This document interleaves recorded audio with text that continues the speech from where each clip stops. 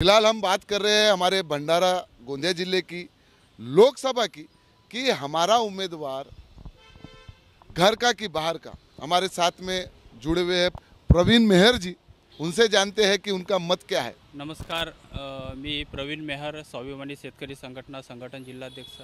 प्रश्न असा आहे की बाहेरच्या की घरच्या, आतापर्यंत वस्तुस्थिती अशी आहे आपला भंडारा गोंदिया जिल्ह्याची की बाहेरील व्यक्ती दोन तीन व्यक्ती इथं भंडारा गोंदिया क्षेत्रामधून उभे झाले होते, पण त्यांना भंडारा गोंदियाच्या प्रतिनिधी करण्याचा चान्स मिळाला नाही। तरी पण हा जो जिल्हा आहे हा आदिवासी बहुल जिल्हा आहे आणि बेरोजगारांचा जिल्हा म्हटला तरी चालेल, कारण इथं रोजगार तर नाहीच्या बरोबरच आहे न।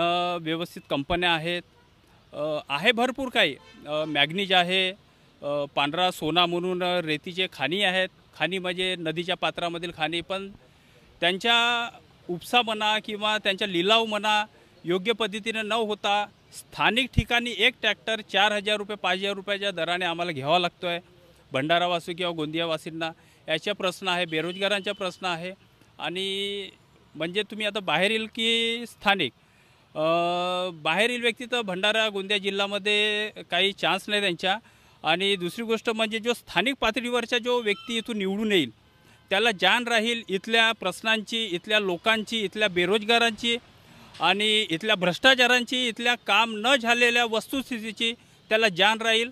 आणि असंच व्यक्ती आपल्या भंडारा गोंदियातून निवडून येऊन, जनरली आमच्या भंडाऱ्यातून येऊ हीच आमची इच्छा आहे। आणि निवडून येऊ भंडारा जिल्ह्यातून। आणि शेतकऱ्यांचे जे प्रश्न आहेत, काही कर्जमाफीचे आहेत किंवा त्यांना काही योग्य प्रकारे जे साहित्य लागतं त्यांचा पुरवठा आहे। साहित्य सरकारकडून येतो भरपूर, पण काही आमच्या स्थानिक नेत्यांच्या अलगर्जीपणामुळे तो जो अवजारे म्हणा किंवा त्यांना जे मिळणारं साहित्य आहे ते योग्य प्रकारे वाटप न होता त्याचा पण भ्रष्टाचार होतो। तर अशा खूपशा गोष्टी आहेत, त्याच्याकडे एक लक्ष देण्याकरता एक स्थानिक पातळीवरच्या योग्य आणि चांगल्या प्रकारच्या व्यक्तिमत्व करणारा व्यक्ती आमच्या जिल्ह्यातून उभा हो, बस हीच इच्छा। खूप खूप धन्यवाद।